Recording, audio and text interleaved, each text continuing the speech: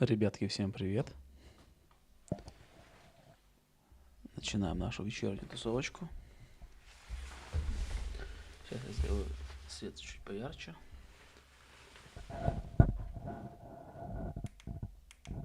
Вот так.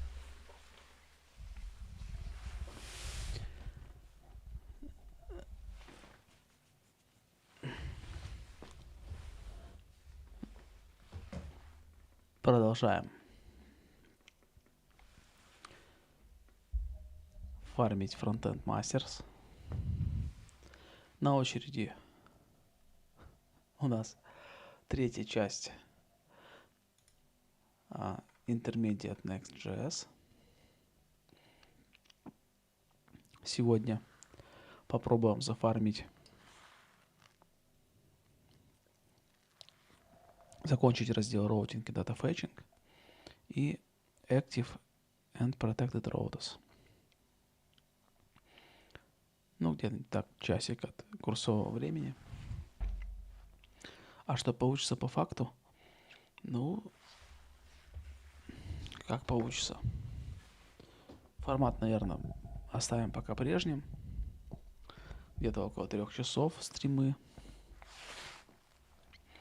будут проходить. Ну, по кайфу. Как по кайфу. Так.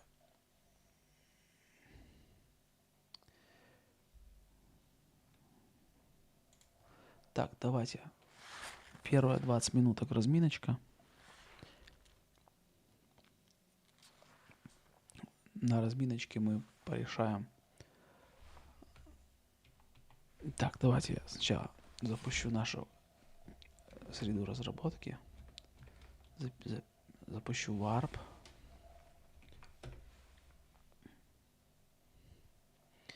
Так.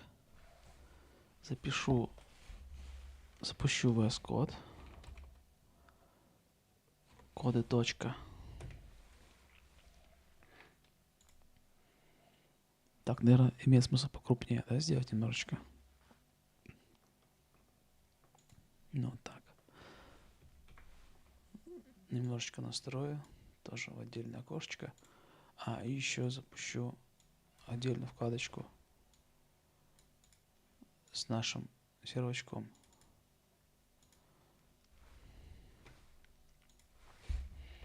Что там, localhost 3000, да?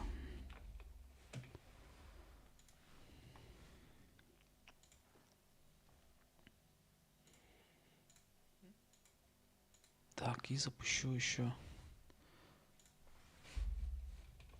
run dev.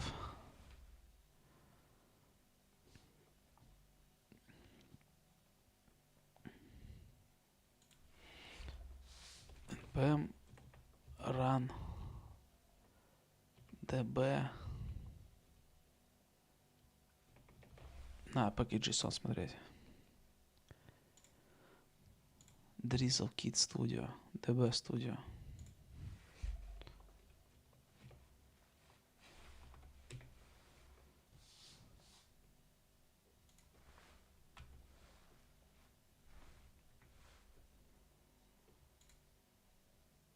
Open. Открывается DB Studio.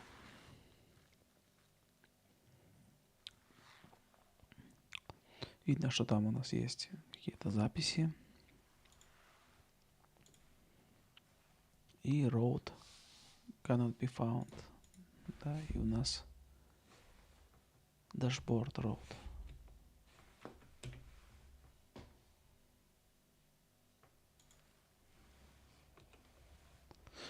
Ну, так долго грузится, потому что у нас идет delay для всех запросов.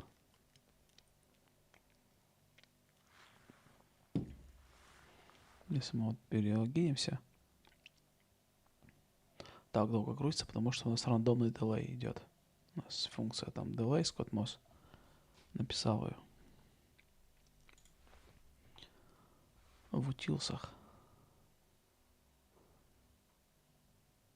Нет? Не в утилсах? Точно в утилсах. Вот delay.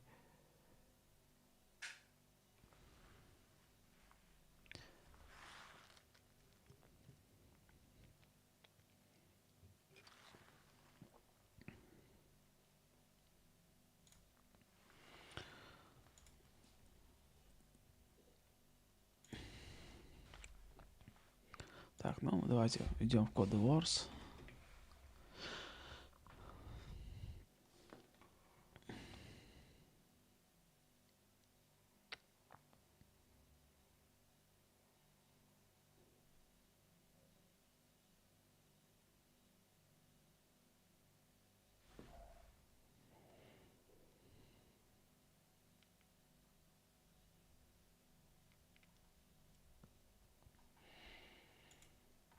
Так.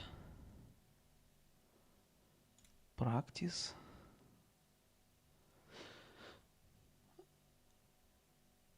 Progress I not trained on. Difficulty easiest. 8 Q. Collinearity. Collinearity. Блять. Collinearity. Collinearity.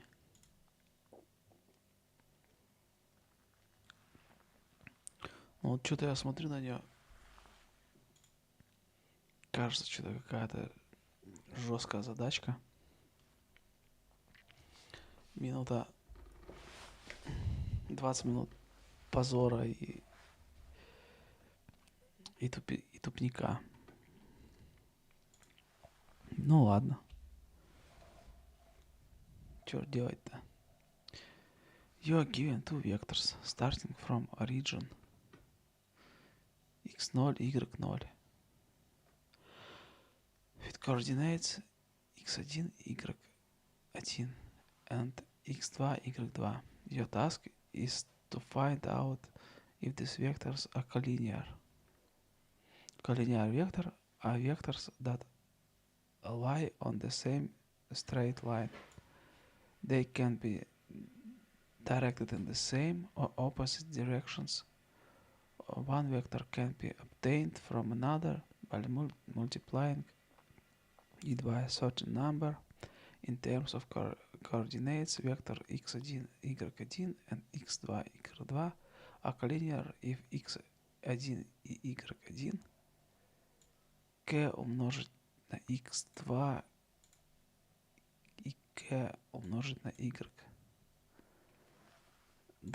where k is any number acting as a coefficient.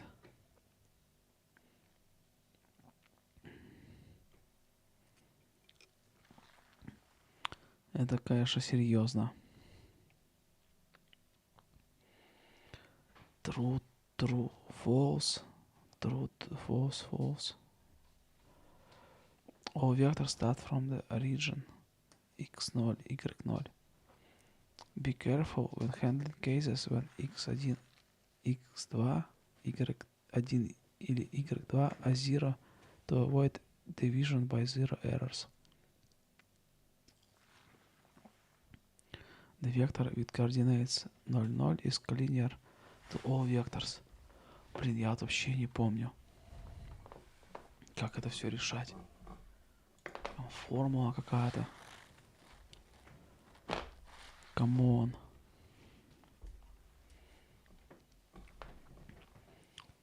x1, y1 и x2, y2 коллинеар, если x1, y1 равно k умножить. Это умножить или это в степени? Умножить x2 на k умножить y2. А коэффициент какой здесь? Что значит k?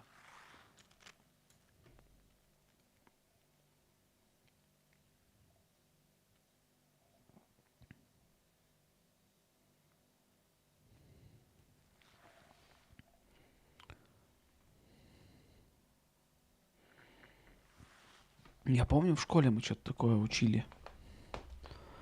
Там в классе в 6. Когда вектор это проходит.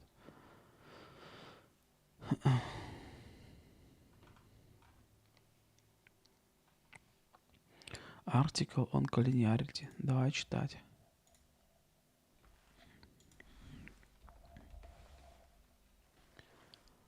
Vectors, parallels. Condition.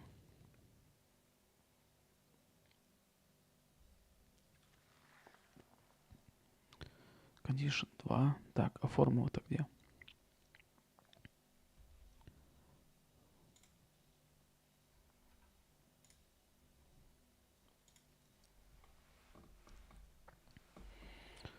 Бля, тут матрицы.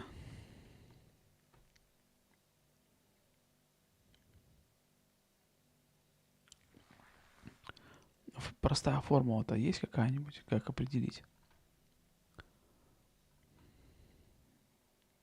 Сейчас мы бы эту формулу просто туда зашили и проверили бы. Вот, examples. Вот у нас коллинеар вектор P и Q. А почему тут 3?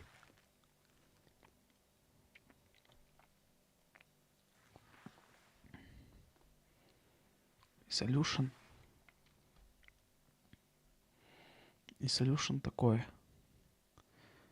Two vectors are considered to be collinear if the ratio of the corresponding coordinates are equal. А ратио это что такое? Соотношение?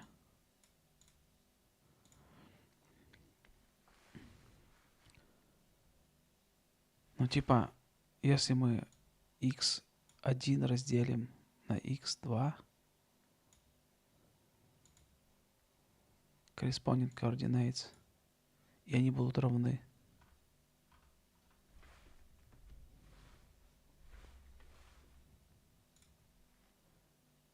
Ну типа, вот так что ли? x1 разделить на x2 равно y1 разделить на y2. Так что ли?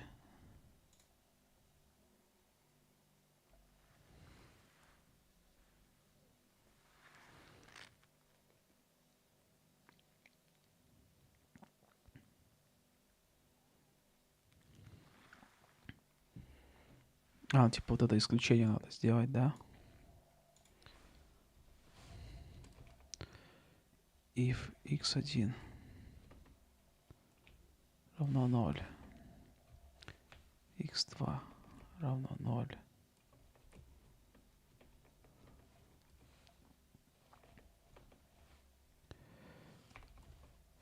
y1 равно 0, y2 равно 0, то return true.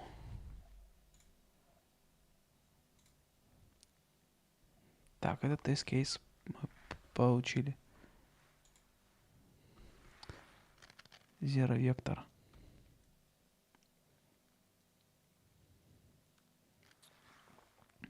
Так, там что-то про zero вектор было тоже написано.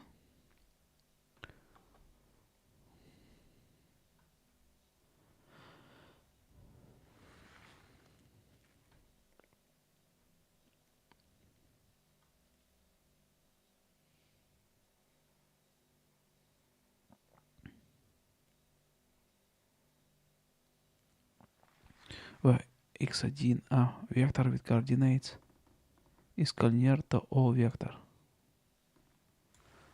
Ну точно. Давай. If или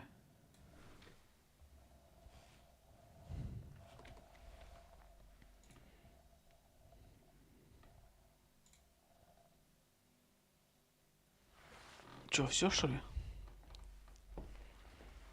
Охренеть. Ты посмотри.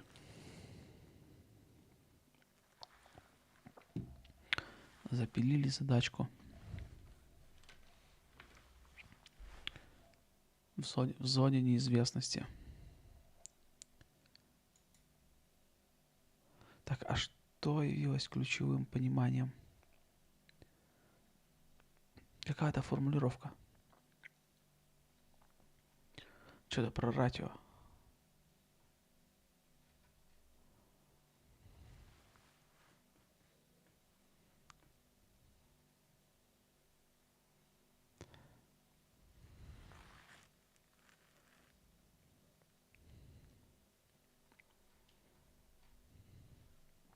Вот. Вот это solution. Посмотрели.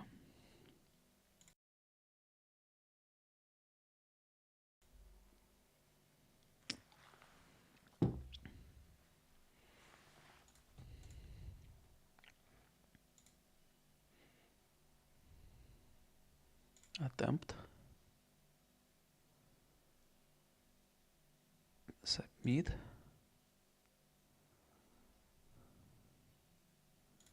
Very satisfied с этой задачкой. Ну тут по формуле, да, по какой-то.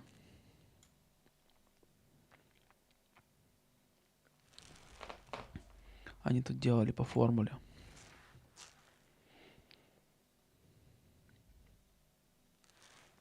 Типа x1 умножить на y2 равно y1 умножить на x2.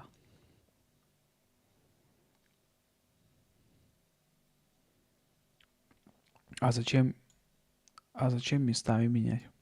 Зачем сначала тут x умножаться на y, а тут y умножаться на x? Зачем это надо?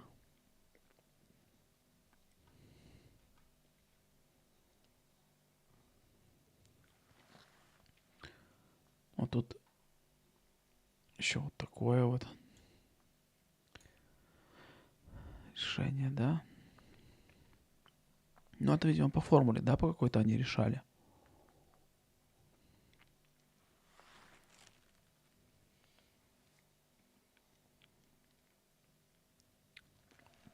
Ой. Это что такое?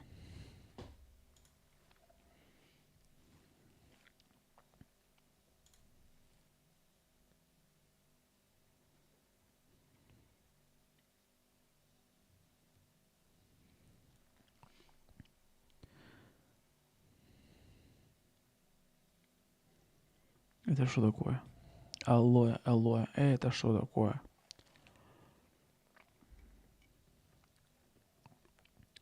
Var result. Вот это result. А это new result.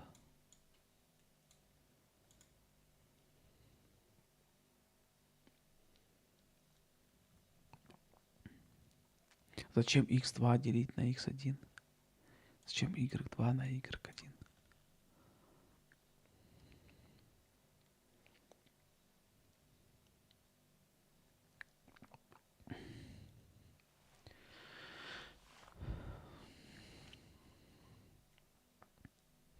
Return true.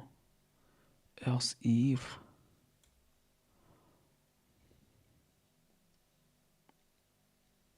Вот один кейс разобрали.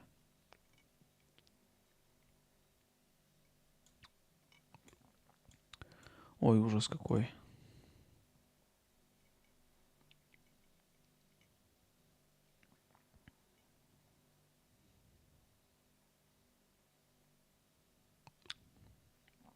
Что пишут?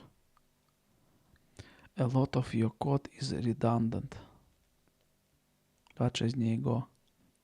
Rice Alexander. You return on if. Ну, человек умник, да, какой-то? Решил помочь человеку. Научить уму. Умничает, да, вот этот чувачок. Что, есть у него? Давай посмотрим, что он там делает.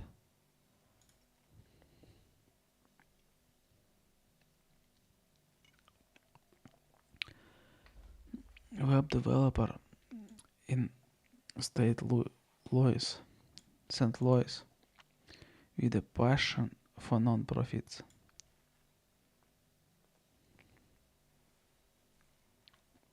St. Louis.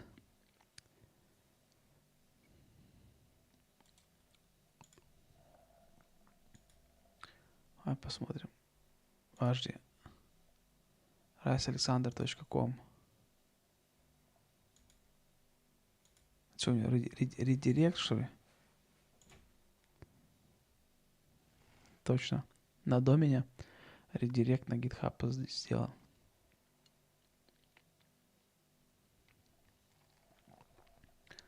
Так, и что, он 2018 начал кодить. 2000... Фортовсом, да, тусил, что-то делал.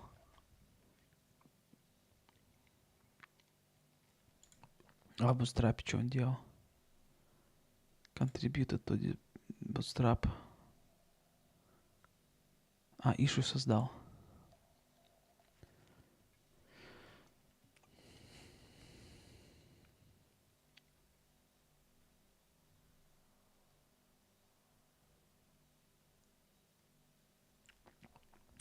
What your suggestion is breaking change, so this is probably not something we can do in V4 yet. What you're trying to do is possible with other utilities. For example,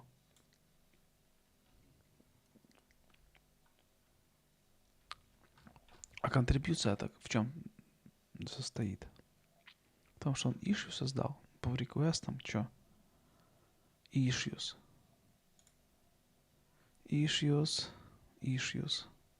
Так. Google Chrome. Issues.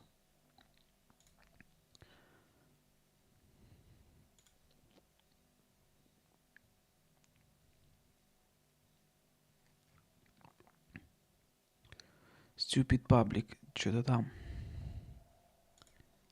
Так.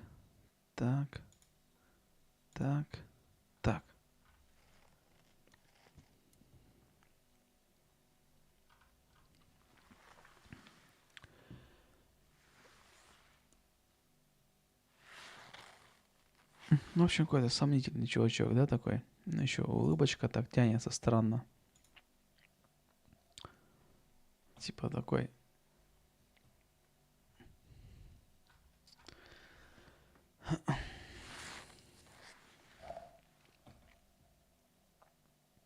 Натянуто, да? То есть как бы улыбочка, типа, а глаза совершенно не улыбаются. А про себя думают какое-нибудь говно.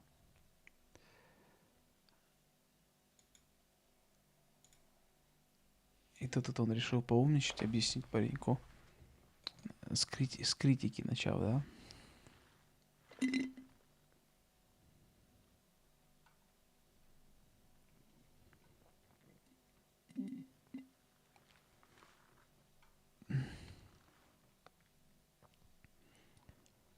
Так, ну и чё он? It might be more readable to express is something like handle vector of zeros. Так. Handle normal vectors.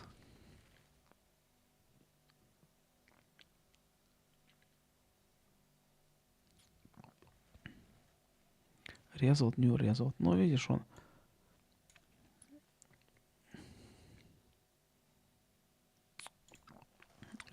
к неймингу у него вопросов нет. Ну, то есть чувак сам не одупляет.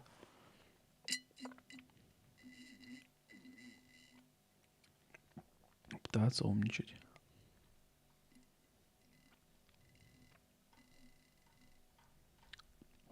А может, чувак просто чумился, вот этот в робус, и просто так нахуй вертел.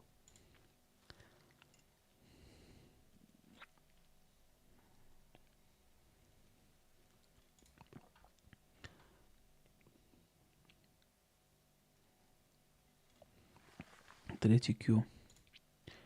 А за счет чего он третий Q-то наколотил? Где там его? Member signs last in July.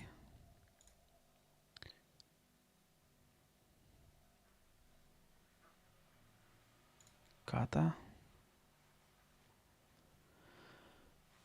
34 каты он.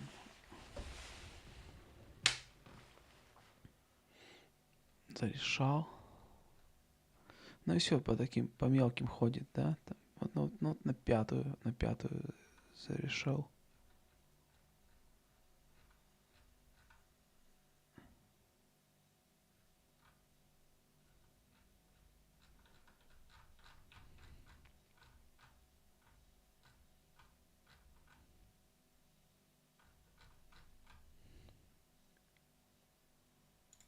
Stats. Language 3 Q. Contributions. 12 комментов. Комите.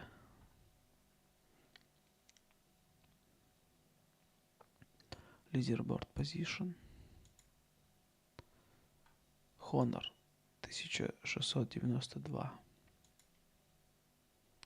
А у меня сколько Honor? 2500. 256. И у меня 11825, а у меня 8165. У меня решенных ката 516. Но тоже как бы не буста. Но он, видимо, задачки чуть сложнее решал, чем я.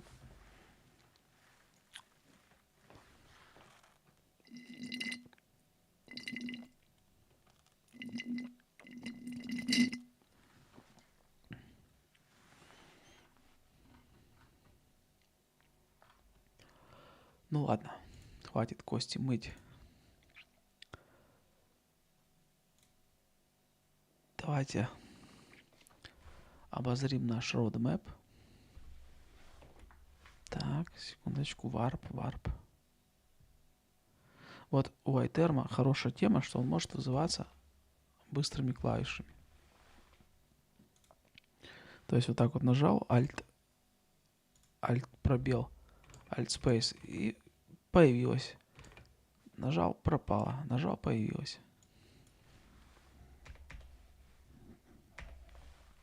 Так, ну давай. Кода Sandbox Knowledge Base. Так, базу знаний. Посмотрим на наш roadmap.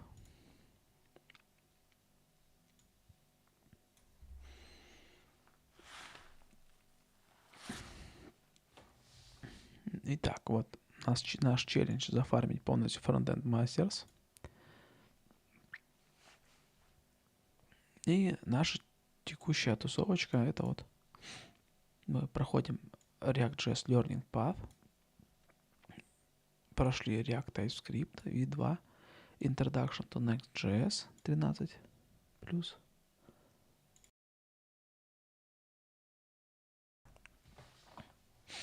Вот. И сделали запятую небольшую в Next.js. Углубляемся в Next.js. И сейчас у нас третье занятие по Next.js. Потом у нас специальная запятая. Сделаем React.js crash-курс на Monster Lessons по заявочкам. Но сейчас запилим вот этот. Там у нас еще, наверное, после этого еще 2 стрима, и мы его осилим. Так.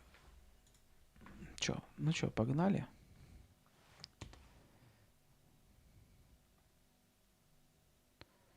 Caching and Per request and caching. Next.js is it's way different than the pages directory. Okay, so caching in Next.js, the way it works is by default on the server component, everything's cached. By default. There are different things that you can put in your code that will turn the caching off. So let me explain that. Let's go to some of our slots, for example. Let's do some things. So, for instance, what's a good thing I can do here? So let's do this. I'm going to go into my current user. We're going to make a log here. Console log get user. So this is going to say get user, and then I'm just going to let's just turn this off for. Or actually, we'll just leave it. We'll just see a number. So let's see. Let's run this.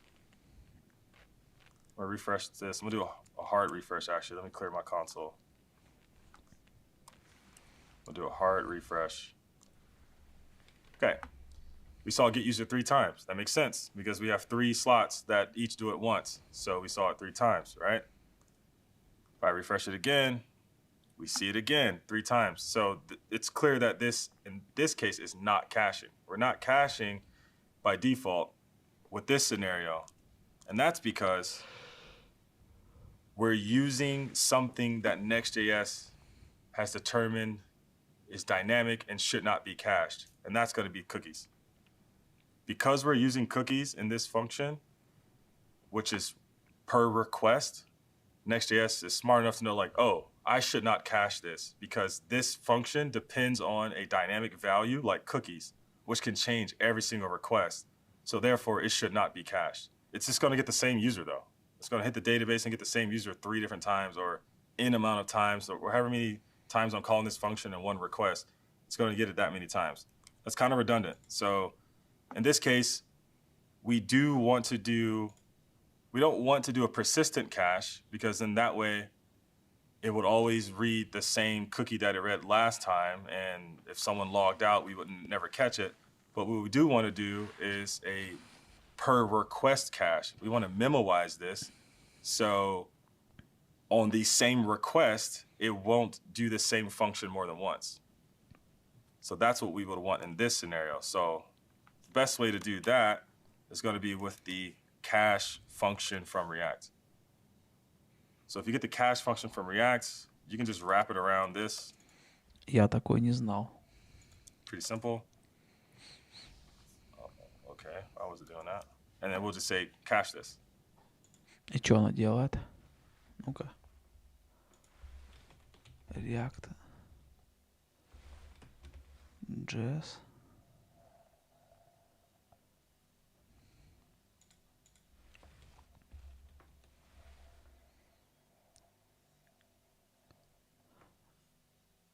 Cache function.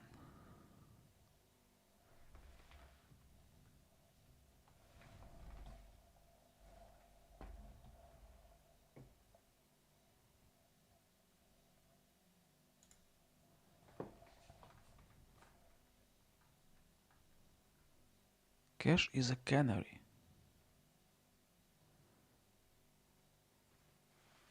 Cache is only for use with React server components.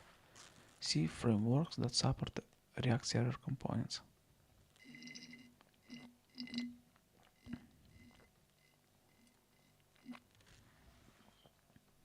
Cache is only available in React's canary and experimental channels. Please ensure you understand the limitations before using cache in production.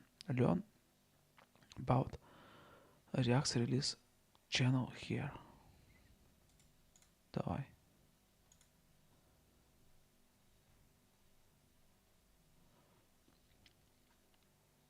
Вот идет, короче, latest, потом canary,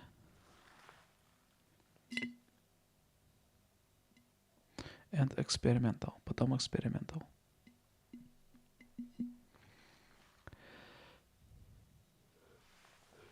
The canary channel is pre-release channel that tracks the main branch of the React repository. We use pre-release in the canary channel as release candidates for the latest channel. You can think of canary as a superset of latest that is updated more frequently.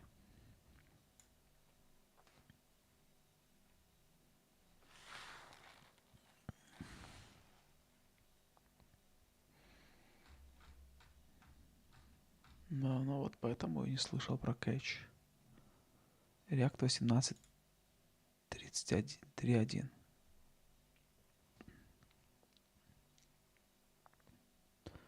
Future version. Бета. Так.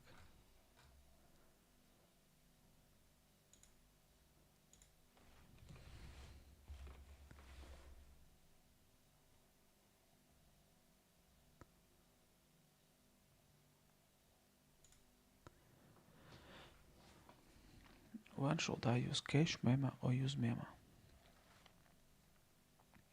Well, in general, you should use cache in server components to memorize work that can be shared across components.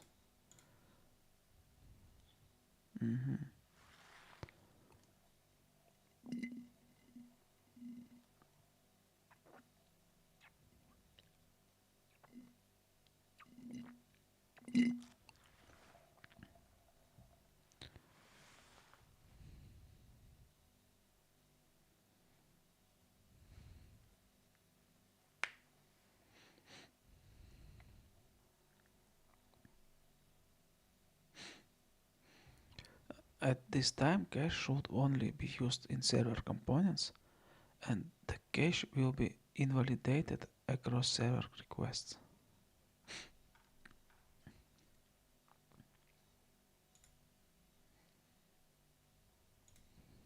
This is a per request memoization. So now if I put the log in here, let's see what happens. I'm gonna go back, I'm gonna refresh, and I see user 1 time now instead of 3 times. So that's great, we want that. That solved that problem. But there are other scenarios where we might want to cache, we might not want to cache. So let's go look at the other functions that we call to see their behaviors.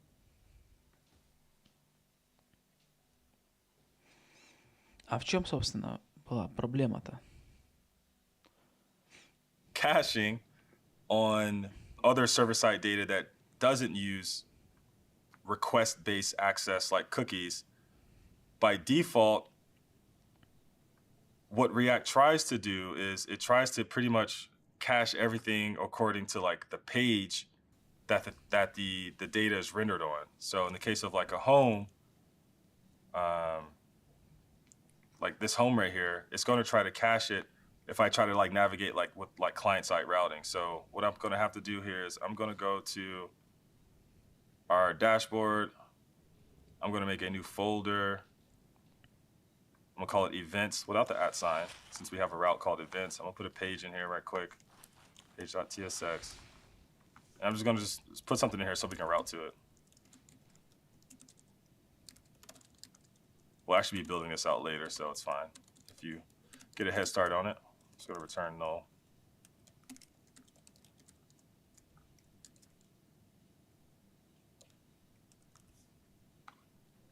There we go.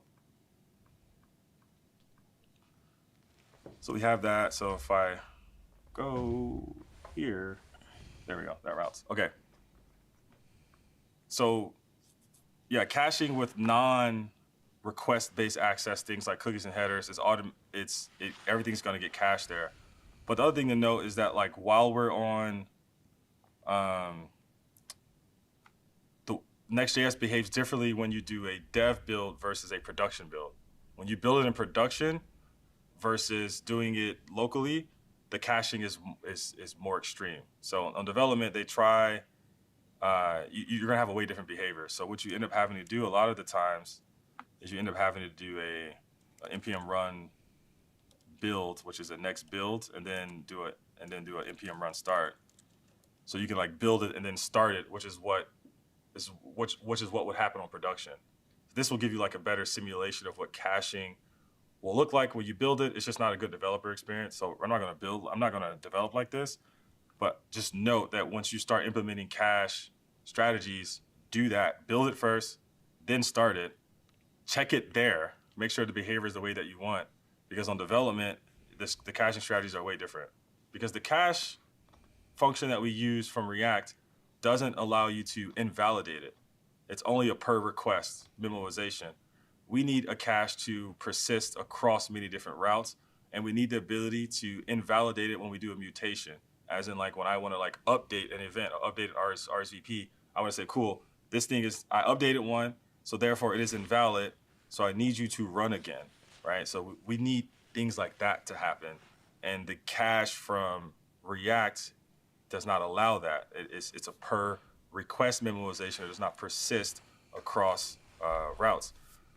So Next.js knows this, and they came up with something called unstable cache. Now, I don't know about you, but I don't want to use something in my app called unstable. I feel like they kind of knew that it didn't work well, so they just went ahead and got it. They got, their PR team got ahead of it and put the word. It was like, just put the word unstable in front of it, and then nobody could complain. I get what it's supposed to do, but it doesn't really work. So if you go read the docs, they'll say use it and things like that, but it doesn't work the way that it's supposed to. So instead, I actually made one, and then I realized someone made one better, someone smarter, and they made this package right here called Next.js Better Unstable Cache as a troll. So that's what I use. And to even confuse you even Да, интересно такой мем. more, they called their caching function memoize, like the cache function that actually does memoization.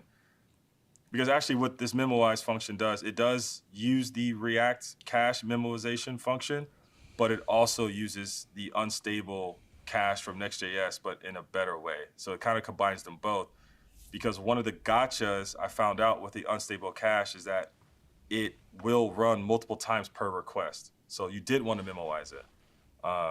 So it's like a combination of all of that. So that's what we're going to use to cache all of our non-request-based server functions that don't use like cookies or headers and things like that. So I'm going to go here. I'm going to say memoize from this thing. And it's going to wrap this whole function in a memoize. It takes a second argument here. The second argument is just an options that you can do. So I'm going to say persist true, like this. This means persisted across route changes. So even if I change routes, it's never going to run this function again. It's persisted. Until I do a hard refresh, it's never going to change. Revalidate tags is important. These are the tags, whatever you return here, these are the tags you have to call when you want to invalidate this cache. So on a mutation, when you change something in the back and you want to say this cache is no longer valid because I just changed something, these are the tags you would have to pass to the other cache busting function that we'll talk about later on. So it's usually an array. You can put whatever you want. You can put many keys, things like that. If your function takes in an argument like ours does, it takes a user ID, you'll have access to that here through the user ID. That'll be the first argument. But I don't actually need it here because none of our queries are like bound by that. So I'm just going to put something like dashboard, what is this? Attendees, something like that. There's really no wrong answer. You just have to remember what this is. So you probably want to put these like in a constants file or something like that so you can reuse them. So you're not like hard coding them everywhere. So we have our validate tags. I usually put suppress warnings because it gets noisy as hell if you don't. Oh, don't do that. Suppress warnings. These are warnings for when you try to use this function like on a client or something like that. But we kind of already handle that. So it's not a big deal. Типа мы сейчас тут смотрим опишку этой библиотеки. Next.js Better Unstable Cache. Next.js Better Unstable Cache.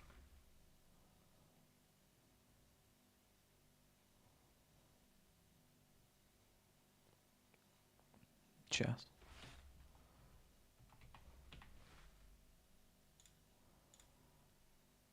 Next.js Better Unstable Cache.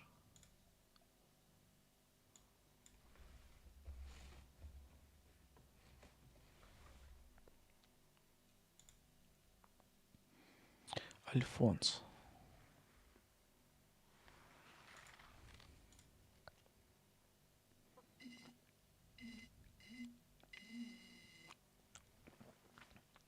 Weekly download 1156.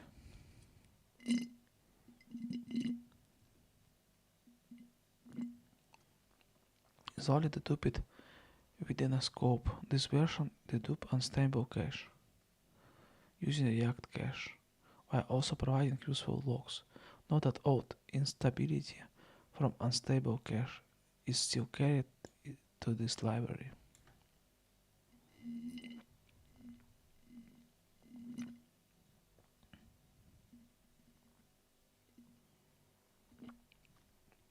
$1156.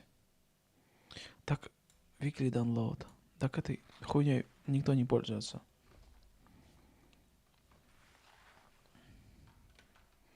А что документация нам говорит про Next.js кэширование? Docs. Optimizing.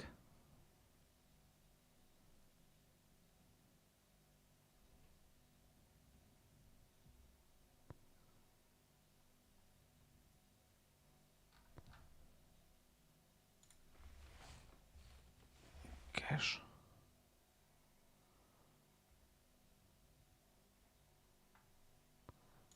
Unstable cache.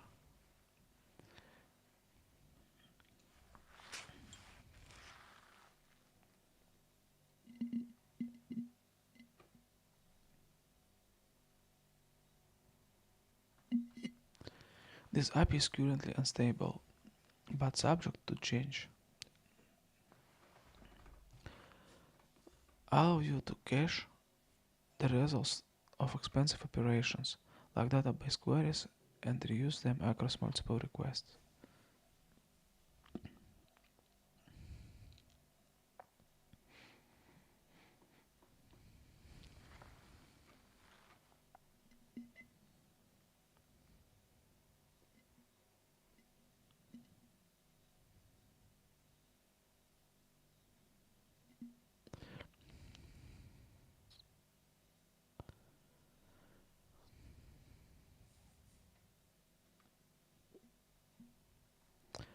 Encode the mods if you need it to as this API stabilized. Unstable cache, fetch data, key parts и options.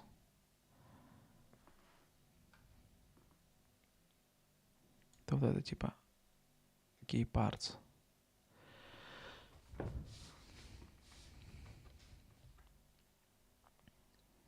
This is an extra array of keys that further to cache by default. Unstable cache already used the arguments and the strengthified version of your actions, of your functions. The cache key. Ну, понятно.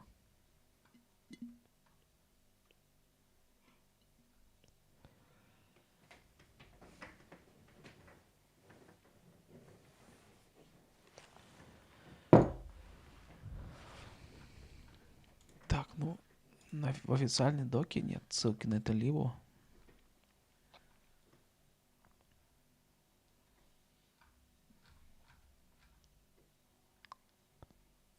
Ладно, пойдем дальше к Скотту-Моссу. This log is just telling it what to log. So this is useful for debugging. So when I say, hey, build it first and then start it so you can see how the caching works, make sure you turn these logs on. This will tell you when something happens. So this is saying, show me a log when the cache is hit. Be verbose is like any other logging thing, like show me everything. There's another one here called dedupe. This is show me a log when you deduped it with the cache function from React, when you dedupe this function. So this is, you hit the cache, you did not call the function again, and this is, you deduped the cache lookup. It's complicated, I know, it gets deep, but that's why it's unstable. And this is the only package I found that actually solves it. So for the most part, you should probably log these while you're in development. You can even put up, process.env, development, show this. If not, don't show it. But I would do that. Ну, это очень похоже на решение проблемы, которой не существует. Вот Мишаня Северный правильно сказал про problem-oriented programming. Problem-driven programming. Development. Problem-driven development. And then log ID is just like, a trace for your logs. So when you look at it, it came from here. You're going to have a lot of these. So this is going to help you with your logs. Okay, so we did that for the get attendees count for dashboard. Let's go back.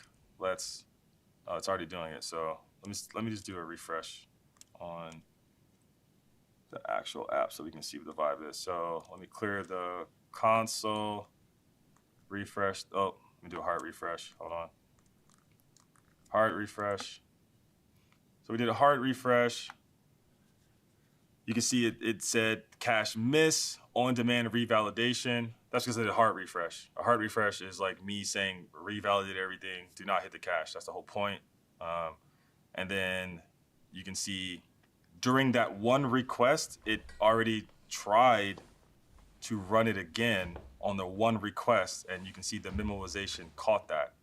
And the memoization was like, oh no, since this one request, this function was already called, so therefore I'm not going to call it again. I'm just going to return what the memoized version of that was, which is exactly what the cache function from React does. Okay, so we did that, and then if I kind of like navigate, go back here, you can see now it says cache hit. So it didn't run that function again. Here, it missed the cache, and it had to go get it, and it took 1.116 seconds. Here, the cache hit, it took way less than 1 second. It got it back immediately. All right, and that was after me changing routes, and still the memoization thing still is a problem. This is a gotcha from Next.js. Okay, let's add some caches to our other things, and once we add in a loading state for suspense, it's going to become a lot more dramatic around like how these things, you'll be able to visually see the caching and stuff. It'll make a lot more sense. But right now, everything's just, we're not streaming anything, so you can't really tell. But once we do that, it'll make a big difference. So let's add in the rest of our caches. So we'll go to events. We'll add in our memoize here. From that thing.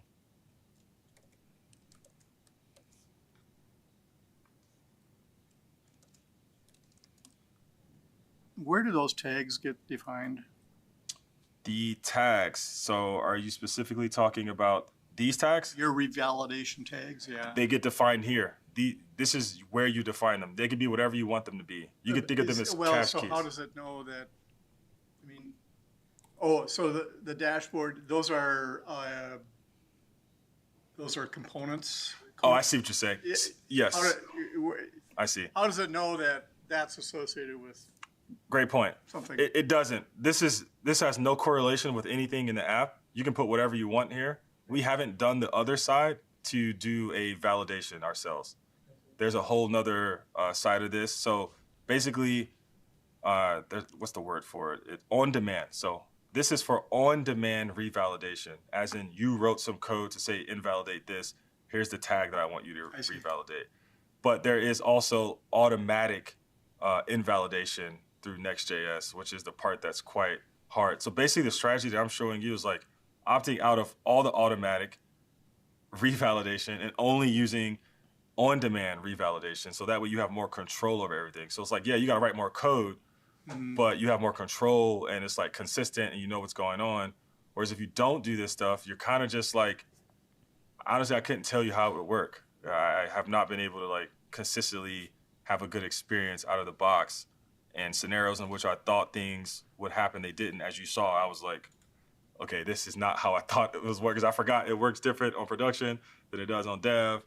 Oh, but wait, this thing has cookies and this thing doesn't. It's really hard. And all of a sudden you have a revalidation storm. Yeah, exactly. It gets very tough. So this is just like, all right, turn that off. All right. Use this. Cool. So I need to write my revalidate tags. Does this one take in something specific? It does not. So I'm just going to say this one is dashboard events. And then I don't really care about the logs for this one. Just want to show you guys those logs. And then the one that I really care about is persist. So. Ну да, наверное, отсутствие интереса к этому, потому что я еще не встречался с проблемами, и он не продемонстрировал эту проблему. А это мы смотрим оптимизацию, то есть решение этой проблемы, кэширование на сервере, выполнение запросов. Почему не подходит кэширование из коробки? Наверное, то, что то на клиенте, а это типа кэширование на сервере. И для того, чтобы закэшировать запросы на сервере, да не, вот же, React. Кэш только на сервер, React Server Components. Почему мы не можем использовать вот эту дичь? Почему нам нужно использовать вот эту дичь?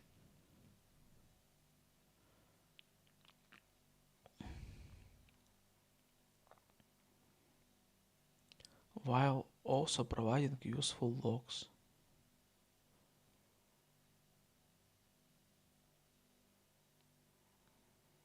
Ну, типа, логи предоставляет.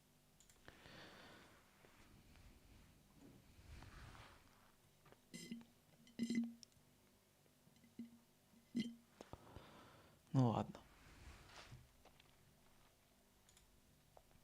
So I want this to persist across. I want this thing to basically persist means cache infinity. That's what persist means. Like it's never stale. It's always good because I want to manually revalidate this. I don't want it to ever be some interval or some random thing. Like, no, keep this thing cached until I tell you it's not cached. That's it. That I want full control over it. I'd rather just do that than come up with some number that causes race conditions or something like that. Like, I don't want to do that. So, okay, same thing here. Otherwise, do that. Persist, true. And revalidate tags. This will just be dashboard RSVPs. And again, you can put whatever you want there. Literally, it doesn't matter.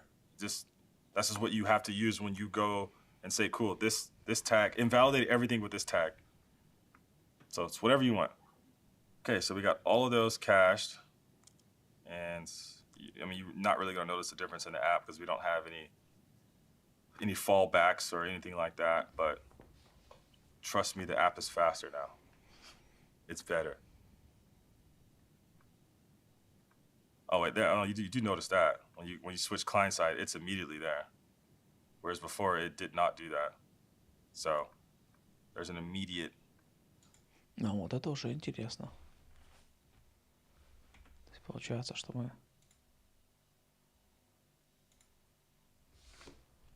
давай сделаем то же самое. Где там app? Давай вот все закроем. App.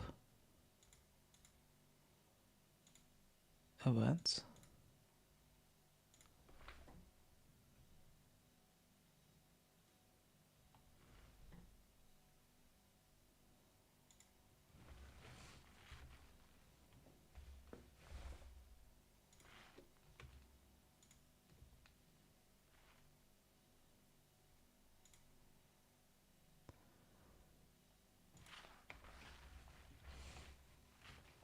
Events page.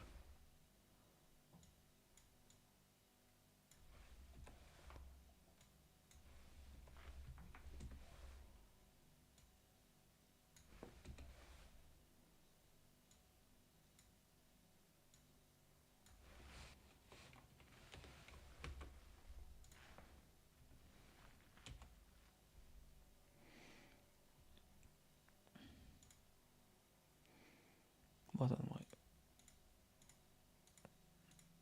Так и сейчас immediately. И сейчас immediately это происходит.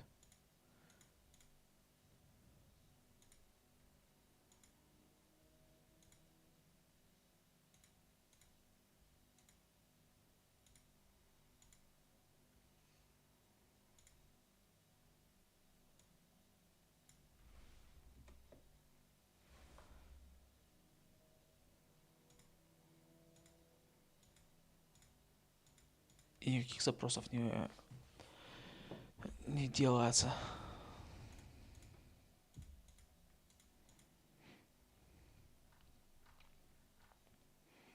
Ну и хули. Loading there. You notice anything like that, but trust me, the app is faster now. And say, cool, this tag, invalidate everything with this tag. Ну-ка, ну-ка. So it's whatever you want. Okay, so we got all of those cached. And I mean, you're not really gonna notice the difference in the app because we don't have any fallbacks or anything like that, but trust me, the app is faster now. Trust me. Trust me, the app is faster now. А где бенчмарк-то? Где бенчмарк? Как ты понял, что оно быстрее работает? Ну вот Скотт Мосс, ну вот какого хера? Ну вот смотри. Есть вот Мартин Фаулер. Yet another optimization.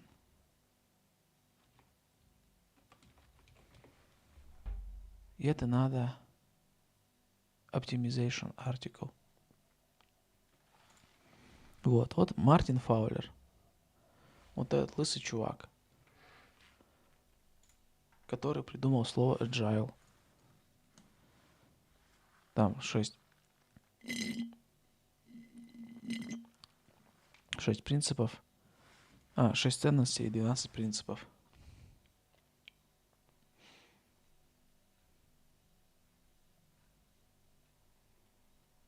Вот. If you make an optimization and don't measure to confirm the performance increase, all you know for certain is that you've made your code harder to read.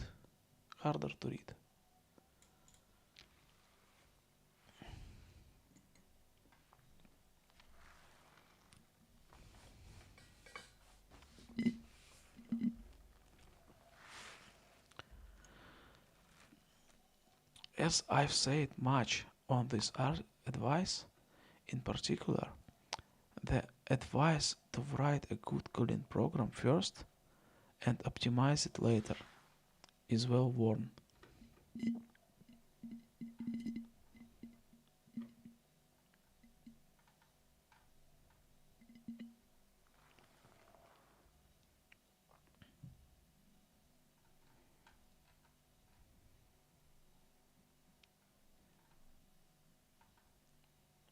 Вот. Measure twice, cut once.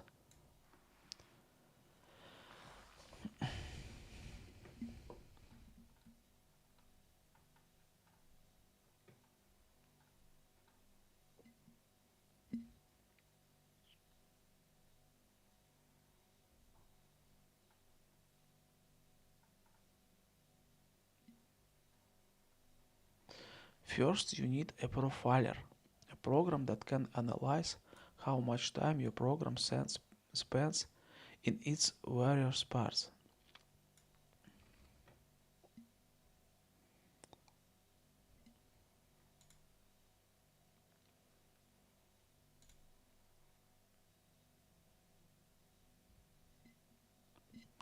Trying to optimize performance in the 88th percent of code is futile. Так, а что такое futile? Ну-ка давайте проверим. Бесполезно. Это бесполезно. So the first order of business is to find that 20% of code, trying to deduce where the program will spend its time is also futile. I know plenty of experienced programming who always get this wrong. You have to use profiler.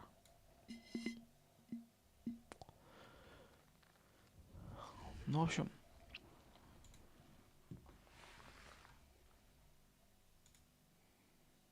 что с оптимизацией, что без нее. Так, подождите, ссылочку на статью скину вам в чатик.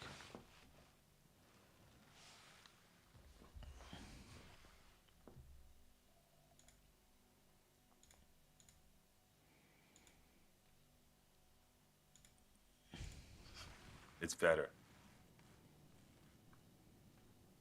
Oh wait, there. Oh, you do notice that when you switch client side, it's immediately there, whereas before it did not do that. Вот это вот вранье. Смотри, как нигер видит, что врет. Вот мы только что сделали с вами эксперимент. Вот. Все так же работает, и никаких запросов не посылается.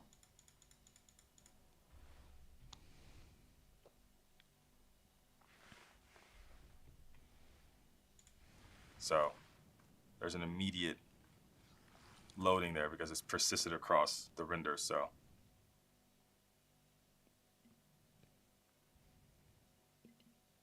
this one's pretty cool. So suspense loading states.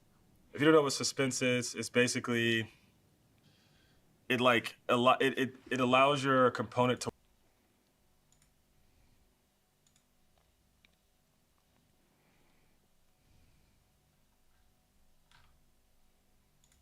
wait until some data comes back before you render something. It's the best way I can describe it. And then you can show like a fallback while it's waiting. So perfect place for a loading indicator. That's suspense. What's actually happening is that component's being streamed down chunk by chunk. So that way you're not blocking a whole page while something is loading. So that's suspense. We're going to get that for free by doing one thing. The other thing is going to be the error handling. So React introduced this thing called an error boundary, which is like a try-catch for a component tree. So if you can wrap a component tree inside of error boundary, it'll try-catch that and show a certain page when that error bubbles up to it. Okay, we get that for free too by just making a file. So we'll be doing both of those, and we'll be able to see in more detail how the caching works as well. So what we're gonna do is we're just gonna make some loading files. So all I have to do is everywhere you have a page, if you add a loading file next to it, that will show while that page is waiting for its data to resolve. You can also put an error file next to that page, and that will show if an error was thrown while that page was trying to fetch data. So let's do that. The only caveat here is that the error file must be a client component, because the error gets caught during runtime, and the error boundaries happen at runtime, and also so you can do things like on click, and you can like reset them back to a previous state and things like that. The loading component could be server or client, doesn't really matter, but the error one has to be client. You'll get an error if you don't. So let's do that. So I'm gonna go right here on the root of dashboard, and I'm gonna make a loading.tsx for the home page, which is the bottom right on the grid. So loading.tsx. I'm gonna say home loader.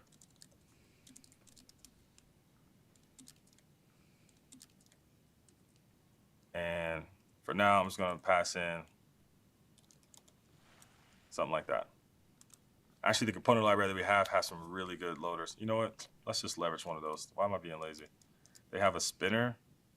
This is not even the best one. The best one is the skeleton, but I don't feel like making that. So I'll do this. I'll do the spinner.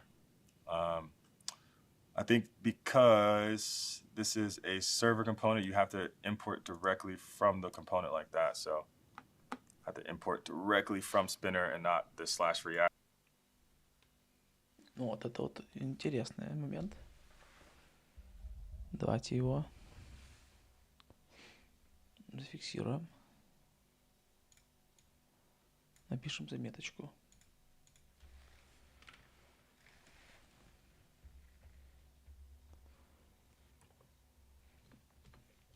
In server components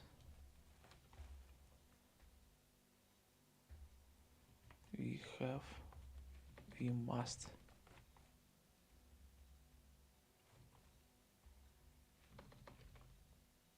import directly from, напишу from spinner and not the /react. Вот так.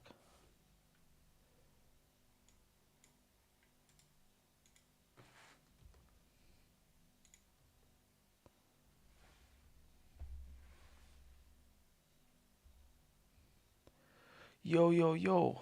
Даня, здорово, братан. Мы тут душним фронтенд, фронтенд мастерс.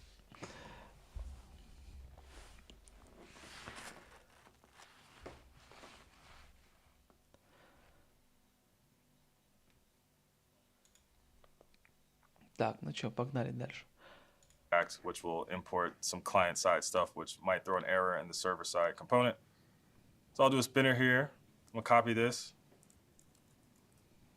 I'm gonna go into our RSVPs folder, make a loading.tsx.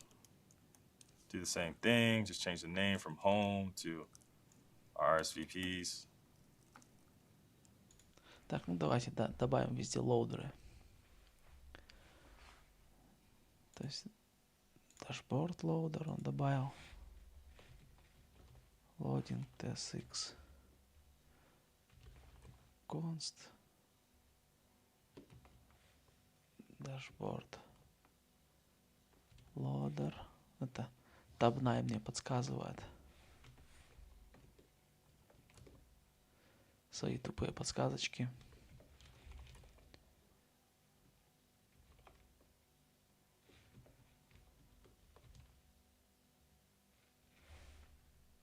Спиннер.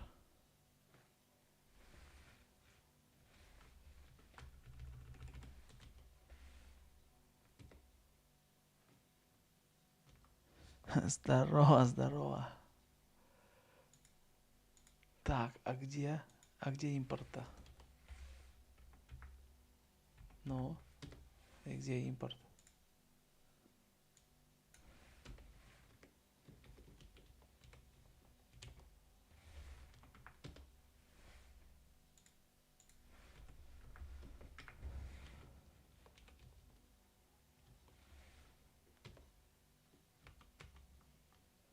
Удивительно.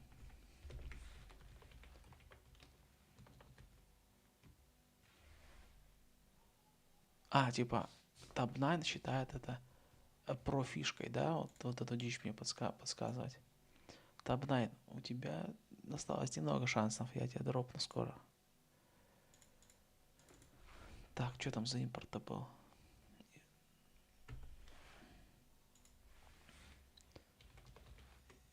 Импорт. Спиннер.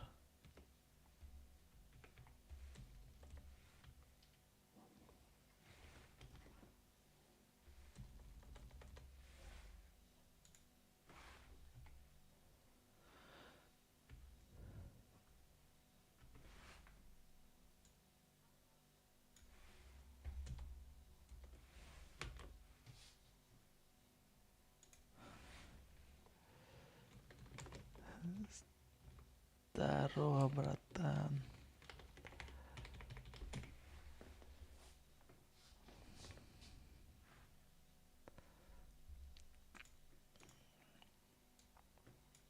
Так, и этот лодинг мы распространяем на всю дичь. Сюда добавляем, сюда добавляем. Вот тут. Events loader.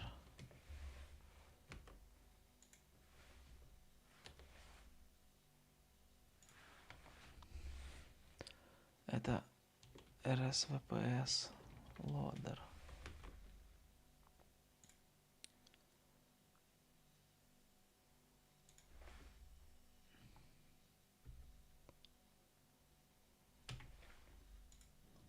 Going to my events, do the same thing.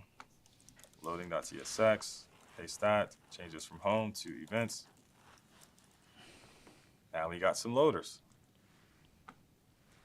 So if I go back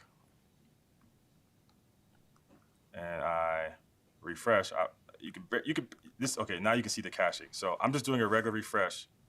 Look how quick those things come in. You barely see the loaders, okay? Давай посмотрим лоудеры.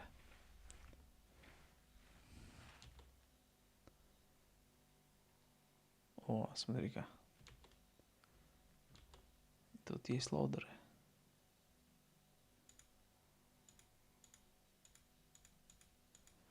Но вот при переключении переключении по роутам,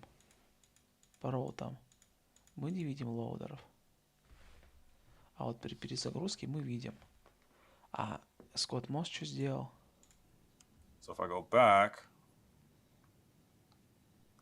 and I refresh, you can this. Okay, now you can see the caching. So Вот, now you can see the caching. Вот теперь Scott Moss говорит правду. Что теперь мы видим кэшинг, который мы не сделали.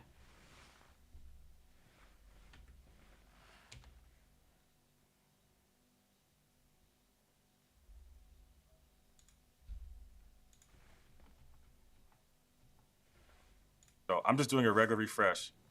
Look how quick those things come in. You barely see the loaders, okay? Barely see the loaders. I'll do a hard refresh, and you can see this is what it looks like without caching. So without caching, with caching. All right, and also just notice И виновато так глазками посмотрел, да? how, because these are all their own pages, they come in at their own time. And because we're using the loading file, which is suspense, they're being streamed. So the rest of the UI is good to go. These things are being loaded in whenever they feel they're ready. They all have random delays, so they pop in at random times. And you can control their independent states without having to figure out like the whole route, the whole page, or the whole layout. They're all independent.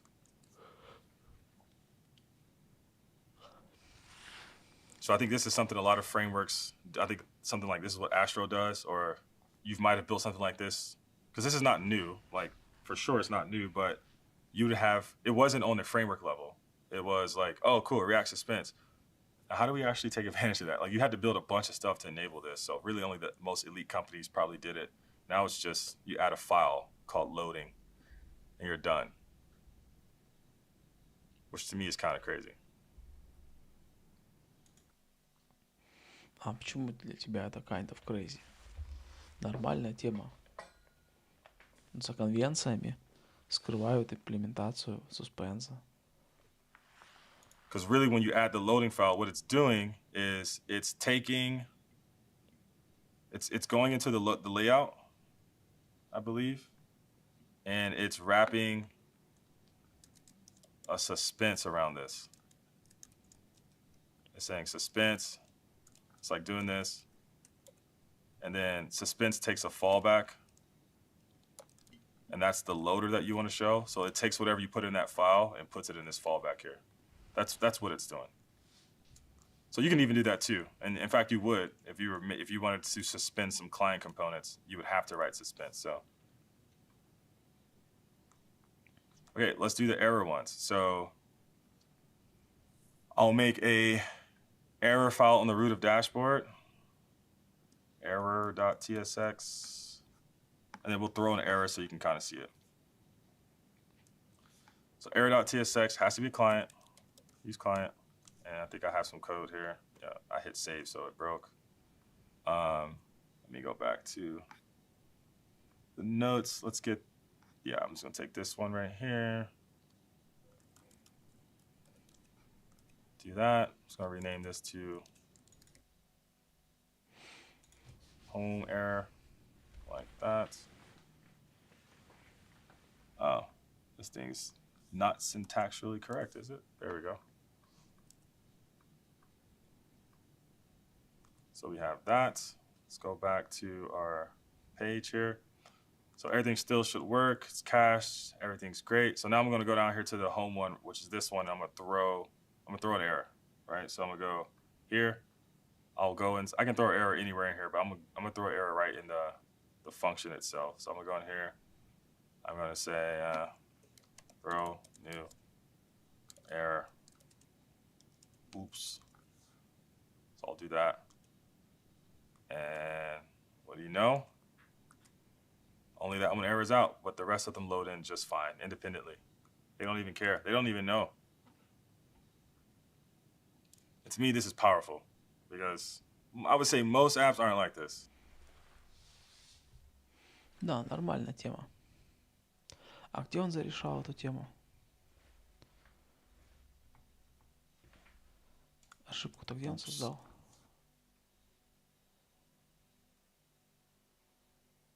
В дашборде, да, получается. Suspense and errors, implementation, loading, error example.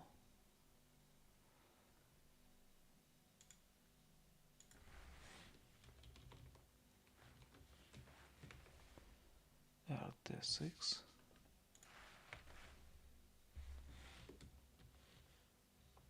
Dashboard error.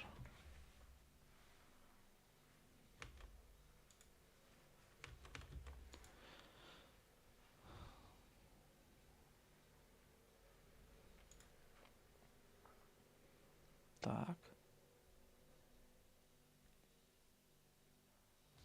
И теперь он создал ошибку.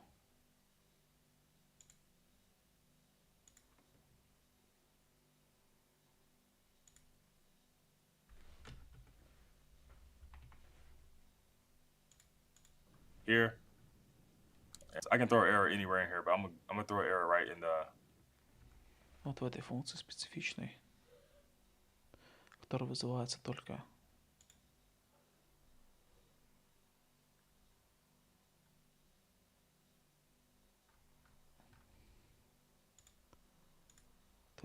только здесь. Да, типа где-то вот тут создал ошибку.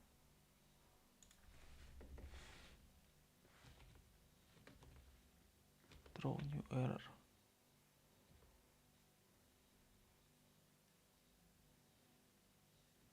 VTF. Lol.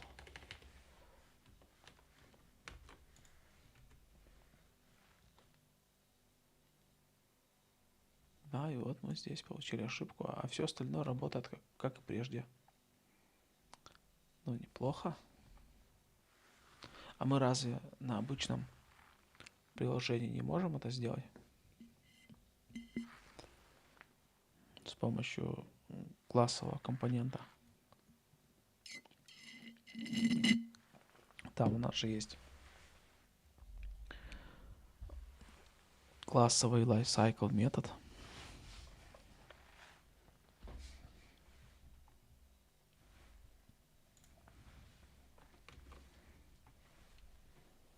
The function itself. So I'm gonna go in here. I'm gonna say throw new error. Oops. So I'll do that. And what do you know? Only that one error is out, but the rest of them load in just fine, independently. They don't even care. They don't even know. And to me, this is powerful because I would say most apps aren't like this. Most apps, this whole page is gonna die. Like you're gonna see like you're not gonna see anything. The whole page is gonna die. But now it's just that little thing over there. You could easily put a reset button right there that says, oh, click that button to load this one again, which is exactly what I put. That's what this button is. This button is supposed to load it again, but it's just gonna keep throwing an error because I hard coded it. So every error file, every error boundary file comes with a, where is it at? Here we go. It comes with a reset as a prop. When you call this again, it will try to re-render the page in which it is a boundary for. It's just a re-render. It's like re-render this again, try this again, try this again. So yeah, you could just build a really cool UI and it's like, oh, something happened. Let me do that again. You also should have access to the error message, I believe. Let's see.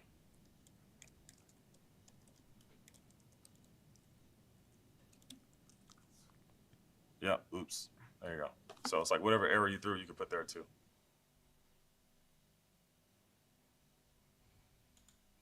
Че, ребятки, давайте на этом мы с вами сделаем перерыв. Уже 1,5 часа почти прошло.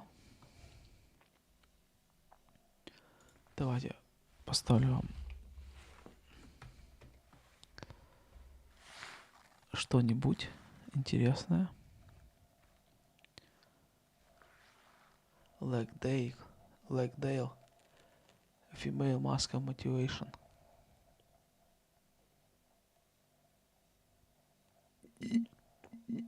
Неплохо, но всего 7 минут длится.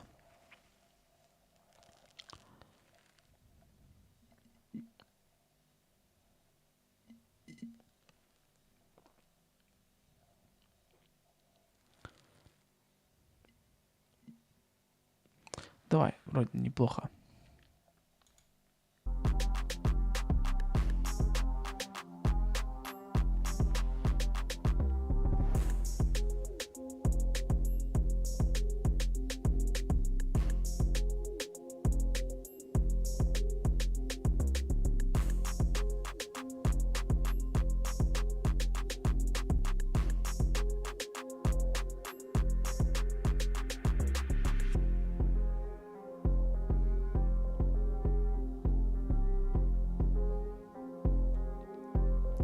Че, ребятки, давайте перерывчик.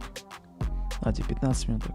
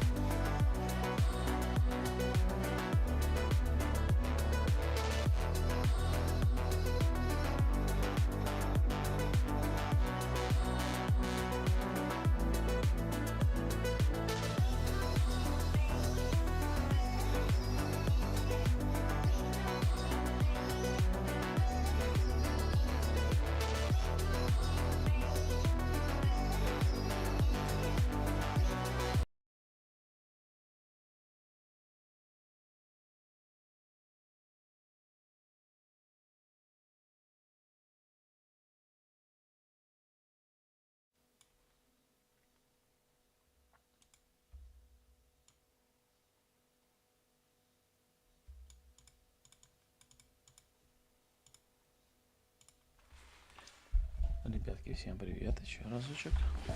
Объявляю перерыв законченным.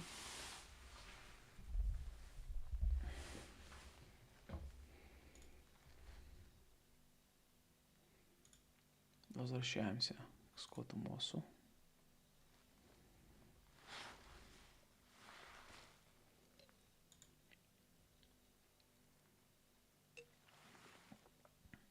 So active routes, this is a common thing you do in every single app. The fact that I have to talk about it in a intermediate course and not a beginner course is telling of just how not simple it is. But you know, it actually is kind of simple. It's just it doesn't make sense in the world of server components and client components. That's where it gets confusing.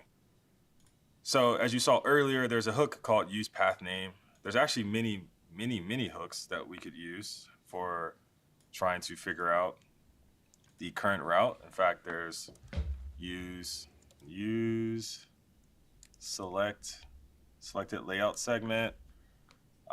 There's a lot going on here. I think this which also adds to the confusion, like which one of these hooks do you use? This one has something to do with parallel routes, maybe. It's kind of all over the place, but in reality, all you really want to use is the use path name. This one returns a string of the current path name in the URL. For the most part, that's what you want. The other scenarios are for a little more advanced and things like that. But for us, we just need this. And the reason we want this is so we can show a highlight on the nav bar on the left of which route is active, so you know which one you're looking at. Because it's a hook, it has to be in a client component. So remember that, it has to be in a client component.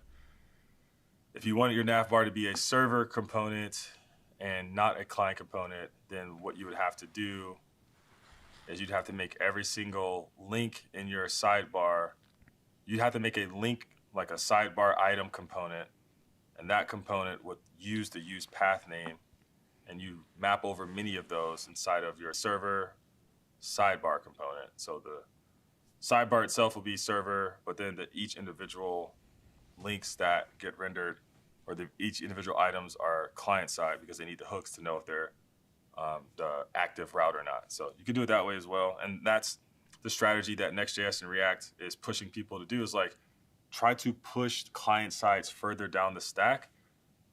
If there is something that doesn't need client interactivity, make that a server component. And if there's something that needs interactivity, just make that interaction a client component. So that's how they're trying to do it. So it's kind of like back in the day when like Redux came out and everybody was making like components for everything. You make a component for like a text or like a letter component. Like, okay, I get it.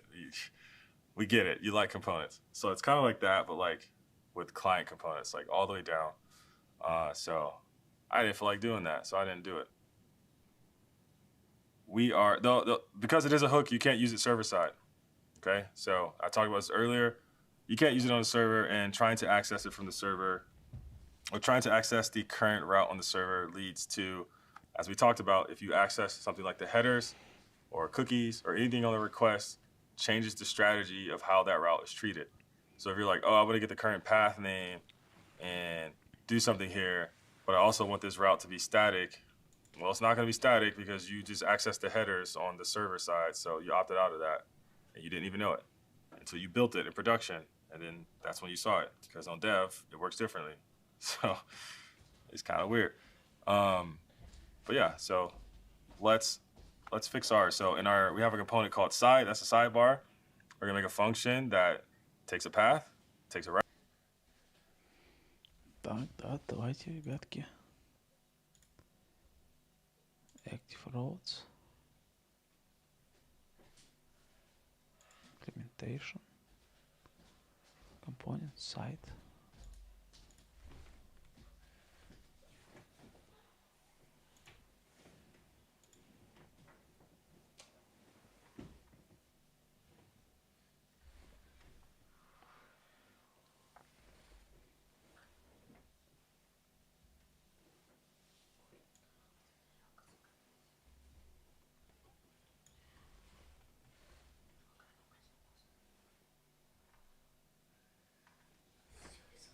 Точно.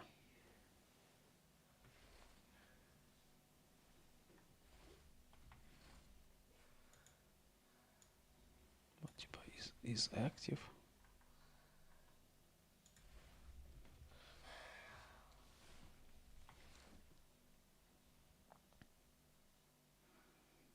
Ну и типа вот внутри линки мы вот эту штуку рендерим, да?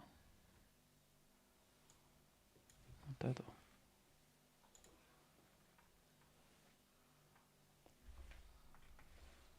Ну и path получаем.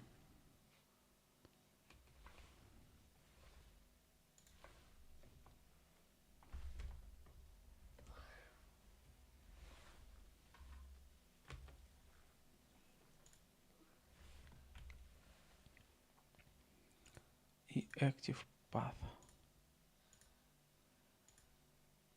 Guest надо, да, тоже создать, на всякий случай. Это внутри дашборда.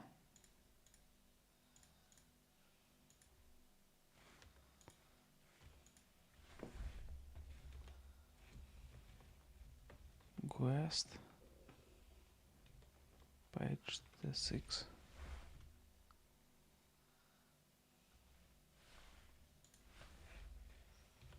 Const guest page. Да, конечно. Tab 9 максимально тупой.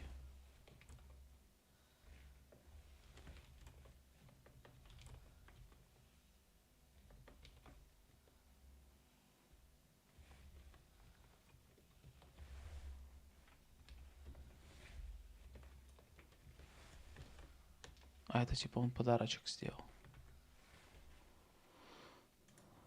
Activity.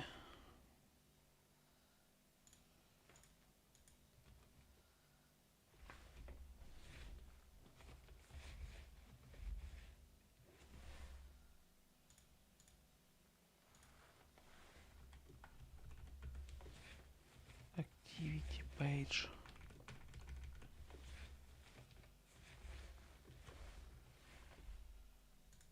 И settings тоже еще, да?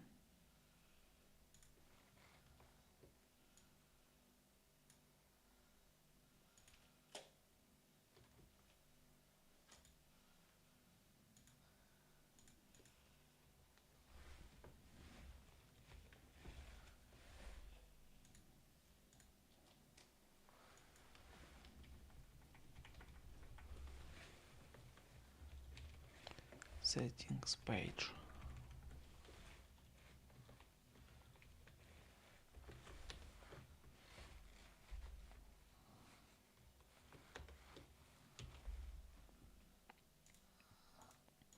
Вот появилась эта дичь.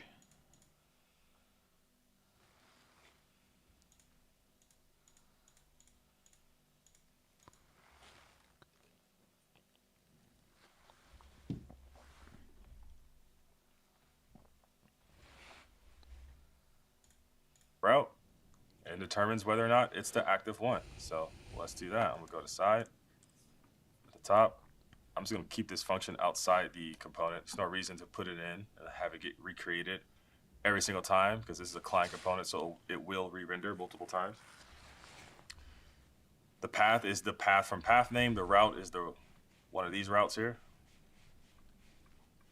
And it's pretty simple. It's just a string check. Because every one of them starts with /dashboard, but only one of them is actually /dashboard. We check for that one first. That means you're on the home page, the grid that we've been looking at. All the other ones, I just need to make sure if it includes this route, then that's the path because they all have different names. So we got that. And then really the last thing we need to do is just some CSS stuff. So you can do, there's a lot of ways you could do this, but I think it's different. What I'm about to do is different than what's in the notes, but I like to use this function called CN, which stands for like class. What is this? What does it actually stand for? It's like CLSX plus like tailwind merge Class name. together. Class That's how I can names. describe it. So I'll put my original classes in there, and then I'll say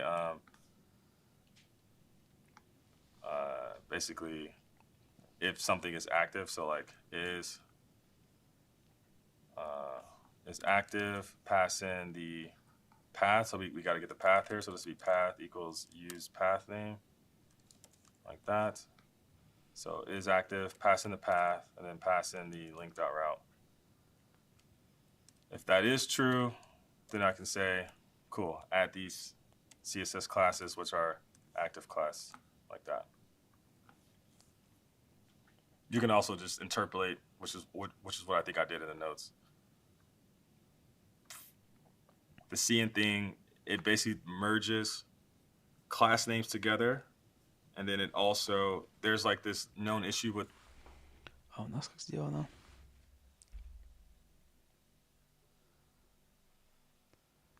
Так, все закроем.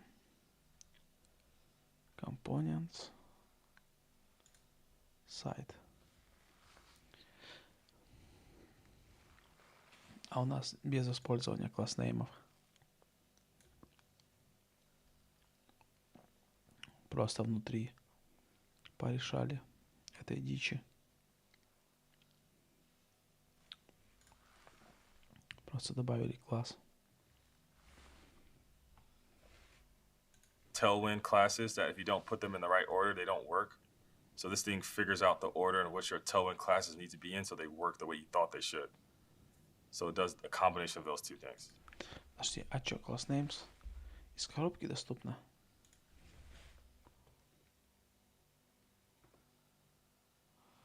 О, ничего себе. Class names доступно из коробки Next UI. Прикольненько.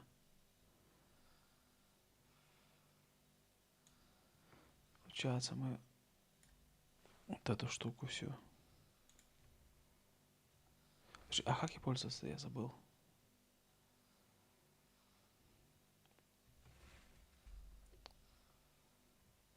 Прямо стрингой, да, получается?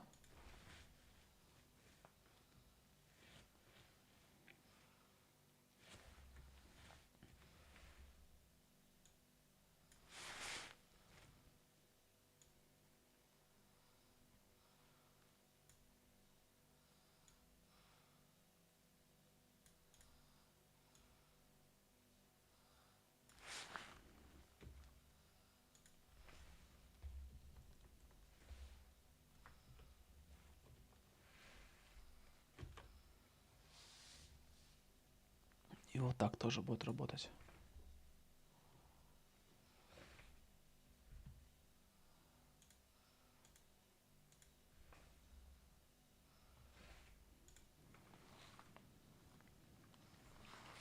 Also, tailwind classes are statically analyzed. If you do not write the tailwind class out verbatim, it won't be included. So you can't, dynamically do things like, like this, where this is like something here, that's not going to work because it doesn't know, it can't statically analyze that. So it won't get included. So you have to write all your classes out. If you didn't know that. If you've ran into issues, that's why. Okay, so we got that. And now, maybe we can see some highlights on our sidebar. Let me refresh my, I gotta start my app.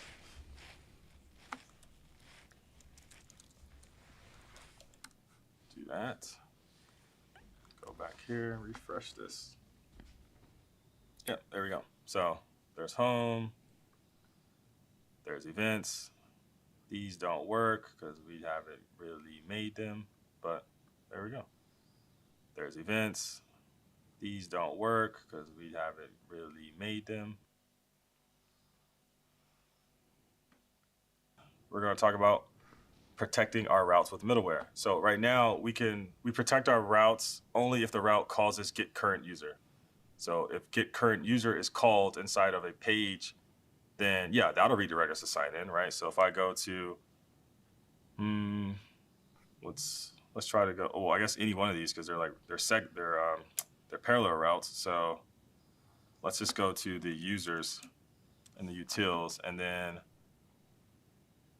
I will just say if true, right? So this will always go to sign in. So now if I go back to our project, I'm already there. So it doesn't really matter where I go.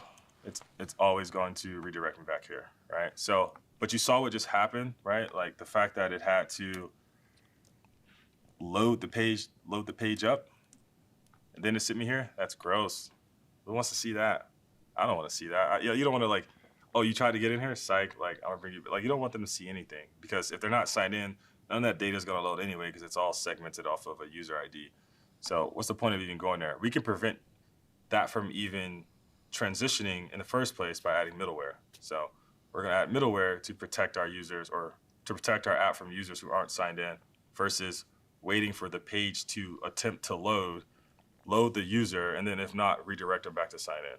How about we just don't even let you go to that page at all? So let's do that. Best way is to make a file on the root. Well, the only way is to make a file on the root called middleware. And it's not really difficult at all. I have a little slide on it that kind of goes through some use cases, but the only thing you really need to know about middleware, it's a function that runs on the edge. So it runs before your routes are accessed. It's an edge runtime. So it's not node runtime. So you can't do node things. So you can't connect to, a database, that isn't serverless. You can't connect to a database that isn't HTTPS and make calls that way. You can't do anything you can't do in the edge, right? It's an edge environment, which is very limited, but still JavaScript, obviously. So some of the use cases are authentication and authorization. That's what we're gonna do. This is why I stored the JSON Web Token in a cookie, because you can access cookies on the edge, because you can access headers on the edge. Server-side redirects, we'll be doing that too. This allows you to dynamically redirect or even rewrite, which is a big difference. Redirect and rewrite are two different things. On the edge. Bot detection, so you can detect, IP addresses that are coming in at some. Я до сих пор не понимаю, что значит on the edge. On the edge. Это браузер, что ли? Edge. Или что это имеется в виду edge? Напишите, ребята, в комментариях или в чатике, что это значит. Some interval, use some HTTP-based Redis instance to keep track of how many times this IP address is hitting you over a certain time, and then you can block them. So that's like a, rate limit and things like that. Logging analytics, that's great. You can literally just, if you have some HTTP-based analytics that you want to send information to, so whenever someone comes in, you can look at the request that they're asking for and send that up. Feature flagging is also really good, in combination with some type of edge-based storage. Again, like an HTTP-based Redis or whatever like that. You can store like a user's ID with some object on what features they're allowed to use. And then you can change that on the fly without having to redeploy your app. So that's feature flagging. So you can do a lot of stuff with that. It's pretty cool. Yeah, just basically don't do heavy stuff there. It's on the edge. So don't try to like solve end queens inside of a middleware function. Don't do stuff like that. Don't try to make complicated mini fetching calls. I mean, you can, but you probably don't want to. The whole point of the edge is supposed to be fast. You kind of defeat the purpose if you're like, I'm going to make 10 calls to the Reddit API right here on the edge and then get the data back. Like, okay, I don't know why. A lot of the edge computes also have limits on how long those functions can run anyway. So you'll hit them long before you even see results. But anyway, pretty simple. You make a middleware file, you export a function called middleware, it takes in a request, and you can do whatever the hell you want. The other thing is this config option right here. So this config is the matcher. There's a lot of different ways you can make a matcher. You can pass a string like this that uses this glob syntax. You can pass an array that matches like this. We'll probably use, something like that. You can get pretty advanced with this as far as like rewriting. So you can check to see if a URL comes in. You want to rewrite it to another URL. This is how you might handle things like cookies. So you can set cookies. This is how you might handle something like cores if you want to allow that. So there's really a lot going on here. Yes. Which one of these methods would be good for implementing route-based protection based on user role. Route-based protection based on user role. Well, first it comes down to where are you storing the user role. So are you storing the user role in a cookie that you can access? Are you storing the user role in a HTTP-based storage that you can access? So first you got to figure out where that is stored. Two, how do you associate the incoming request with that user role if it's not stored on the cookie? So once you solve that, and there's many ways to solve that, then how do you control access? Well, you would only want to control access here, I guess, if there were different segments of your app that were completely segmented off depending on role, like by route. Like for instance, if there was a /admin for your app and you only want to show that if the user is an admin role, then yeah, that would make sense. But if you had an app where like this, it wasn't segmented clearly by a route, like you might have one route, but within that route, anybody can see the page, but only an admin can see this one thing. Well, this wouldn't be that useful because this is like route level. So like you probably want to do that in the app. So if it's route level, yeah, figure out where you want to store the role, figure out how you associate the request with the role if it's not a cookie, and then you do your redirects. Oh, I saw that this user who came in from this request does not have the role of admin, but they're requesting /admin, redirect them or block them or whatever you want to do. Go delete their account from Stripe. Whatever you want to do. You can do whatever you want. But I would say it probably needs to fall within those realms because the middleware doesn't know about the components on your page. It only knows about routes. So yeah, the actual methods, we're going to use some of them right now. Rewrite, redirect, cookies get, cookie set, yeah.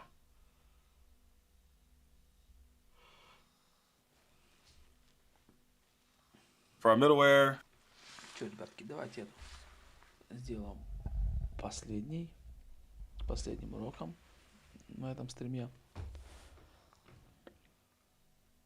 Ну, собственно, как и планировали. Да, погнали.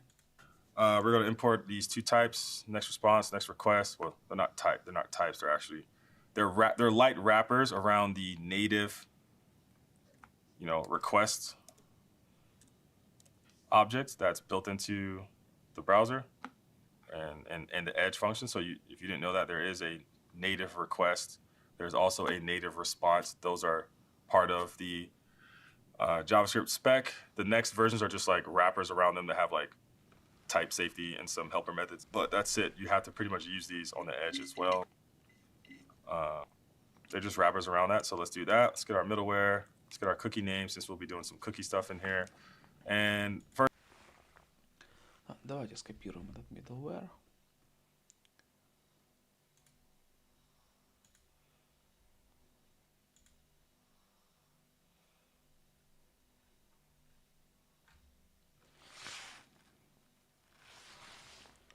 Давайте заострим внимание на use кейсах для middleware'ов.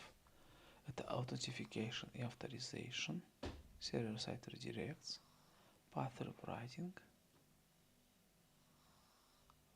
both detection, logging and analytics и feature flagging. Это типа для ролевой модели, да?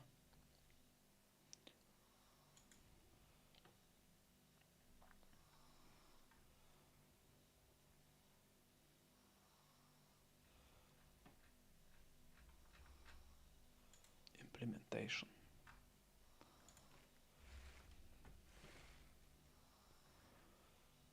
Так, все закрываем.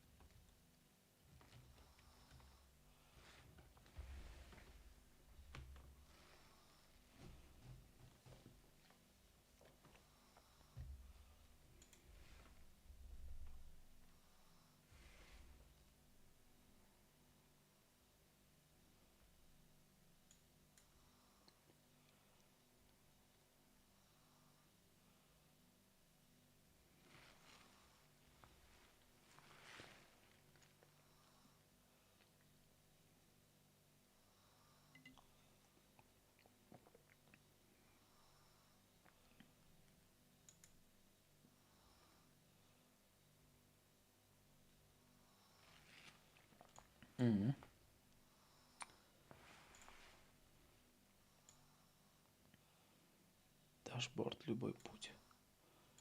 И root. Ну-ка, поправиться. Давай. В прошлый раз было 404. А сейчас на дашборд смотри. Давай sign out сделаем. А sign out кнопка не работает, наверное.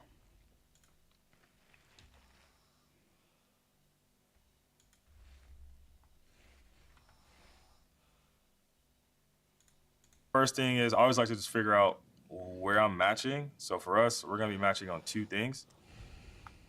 We're going to be matching on anywhere that's a child of dashboard. That's what we want to lock down. And then also I want to match on the root, because if you notice, we don't actually have a page on the root. If you just try to go to Logos 3000 and enter your browser, it'll 404. There's no page, right? And I don't want to make one because I don't need one. So I want to redirect any attempt to that to actually go to /dashboard. That's the actual page. So I could just make a page here, and all it does is call redirect to /dashboard. That'll be fine too, but then that page would have had loaded up first and then redirect it. Or I could just do it here and never have to make a page in the first place. So I'm going to do it here. You can also set up redirects in the next config as well. You can put redirects in here as well. There's a handy graph in the Next.js docs that shows you in the order and which. Ну-ка, да, посмотрим.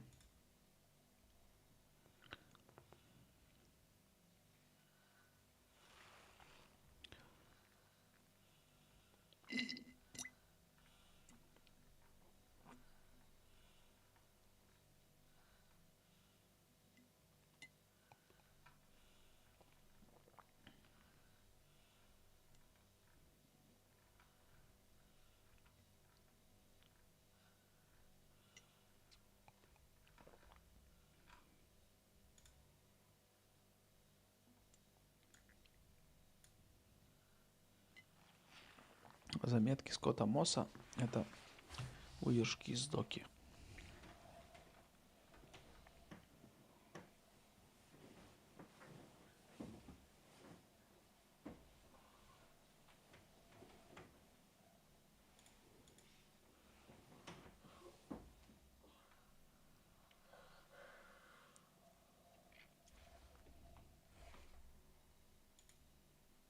Which one has a higher priority? Is it the redirects in this file? Is it middleware?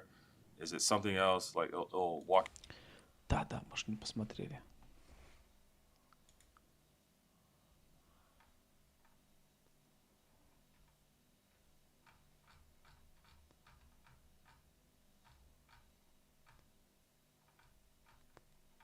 Где-то здесь. Вот, matching paths. Middleware will be invoked for every road in your project. Given this, it's crucial to use matcher. Crucial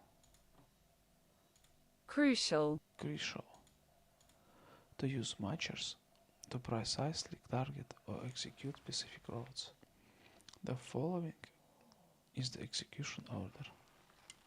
Сначала headers, потом redirects, потом middleware, потом before files, file system roles, after files,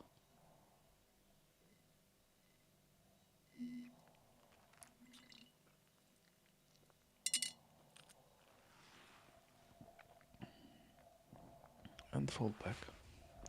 Dynamic routes, да.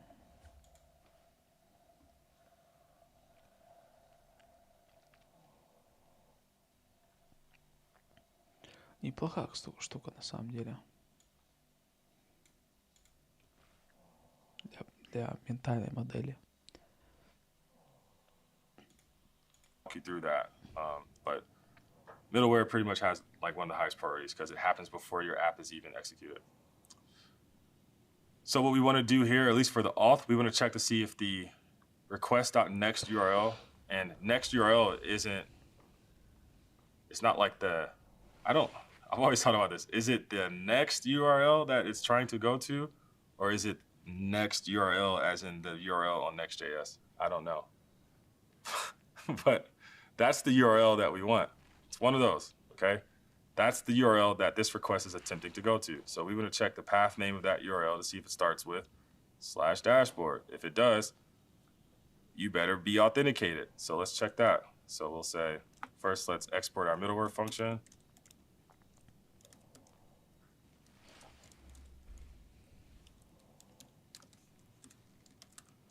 And it just receives the request. So request as next request. And then I'll say if the request.nextURL.pathname starts with dashboard. So request.nextURL.pathname starts with /dashboard. If it does, then basically what I want to do here is like, cool. Okay, cool. If you went to /dashboard, you better have a cookie. Otherwise, I'm going to redirect you. So I'm going to say, if not, request.cookies.has cookie name, then I want to return next response dot redirect to a new URL of /sign in, and then I have to pass in the request.url so it can understand the full path.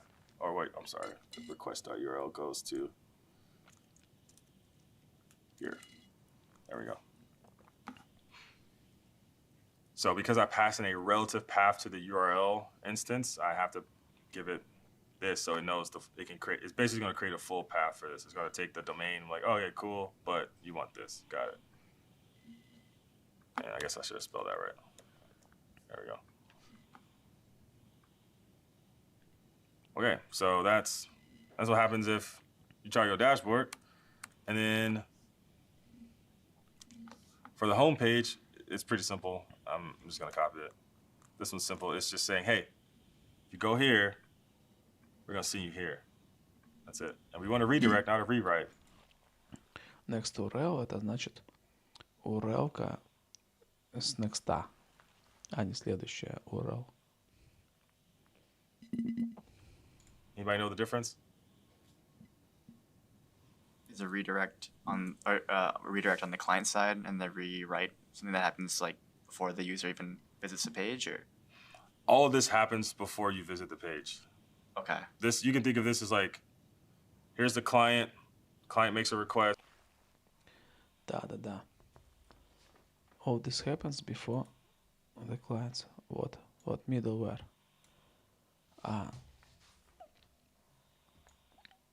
Клиент у нас только здесь. Может быть.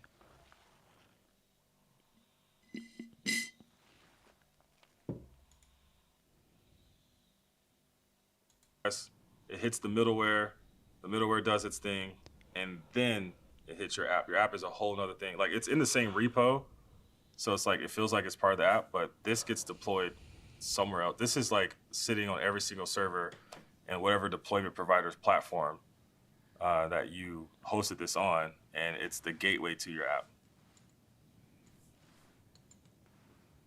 But no, a redirect will redirect you to this route, whereas a rewrite will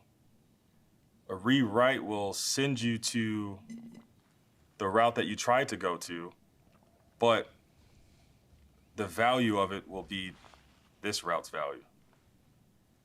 It's the best way I can describe it. So like, it was like, for instance, if I tried to go to home, it'll still send me to /, but what I would see would be what would be here. It actually substitutes /dashboard for whatever your target is. Yes. In that URL that's passed. Yes, it substitutes it. That's a great way to say it. It does. It substitutes it. So we don't want that in this case, but in some cases you might want that. Right. Yeah. Proxies. Yes. Right. Proxies. Yes. Cool. Okay. Let's give it a try. Let me get rid of that error that I had in my users, so that's not breaking all the time. Okay. So we got that. we can put a log in here in our middleware to check it out. We'll see if we're going to dashboard. Go to dashboard here, and then we'll try to go home and see what happens. So make sure I'm still running, I'm still good. I'm gonna go to dashboard, and go look at the logs. You can see it went to dashboard, it logged it there. And then if I try to go to home, it should just redirect me to dashboard, and it does. It's quite powerful. You can do some pretty crazy stuff in there because you can send any request to anywhere. This is great for like A/B testing. It's great for, I mean, you can there's really just, you can do so much. You can even run LLMs on Edge now, so you can do AI there if you want. You can send any request to anywhere. This is great for like A/B testing. It's great for, I mean, there's really just, you can do so much. You can even run LLMs on. Я не знаю, что такое LLMs on Edge. Вот что это? Давай, может, загуглим. О, давай у Варпа спросим. Hello. What is LLM on Edge?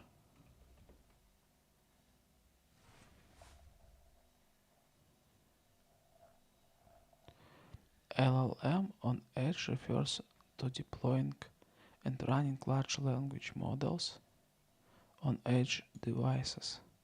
Edge devices are computing devices at the edge of a network, typically with limited computational resources compared to the centralized data centers. Running LLMs on the edge devices aims to bring AI processing closer to the data source, reducing latency and bandwidth usage while enhancing privacy and responsiveness. Ну, типа конечное устройство, типа. Так, что ли? On edge devices at the edge of a network. Типа мобильник, да? И какой-нибудь там этот клиент.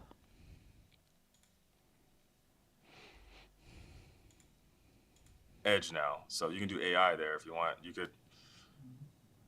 You could determine what company is trying to hit your website by their IP address. You can go look it up with some service, come back, get the name of the company, or like the size of the company. Depending on the size of the company, you can rewrite the HTML on your website to reflect that size of the company.